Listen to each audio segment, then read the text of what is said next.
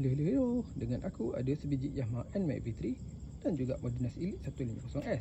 So dekat sini aku nak tunjuk apa kelebihan Modenas ni compare dengan Yamaha daripada segi kunci. First kita tengok dulu kunci dia.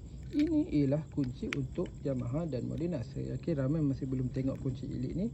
Inilah bentuk kuncinya seakan-akan Yamaha. So apa kelebihannya? First kita tengok dulu untuk Yamaha NMAX. Untuk on kan kita perlu tekan dan kita pusing ke open. Untuk kita tekan seat ataupun fuel dan kita pusing kepada on untuk on ke ignition. Untuk Elite 150S hampir sama, tetapi bila kita tekan ada lampu, NMAX tak ada. Kita tekan open untuk kita buka seat ataupun fuel dan kita pusing ke on untuk on ke ignition. So dua-dua ni hampir sama. Apa kelebihannya? So mari kita tunjuk apa kelebihan Modenas ni compare dengan Yamaha. So untuk Yamaha, andai kata remote ni habis bateri, kita perlu masukkan passkey dekat motor untuk kita dudukkan.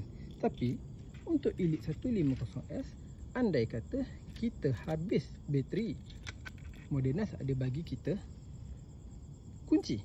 Dan kunci ni fungsinya sama macam remote. Kita boleh masukkan dekat sini. Saya pasti Yamaha tak ada benda ni. Dan kita boleh on kan. Dan dengan guna kunci tanpa remote, kita boleh hidup enjin. Itulah kelebihannya. So andai kata korang punya kunci habis bateri, tak perlu passkey, cuma ambil kunci, masukkan dekat tengah ni dan pusing macam biasa. Dah boleh guna. Okay, bye.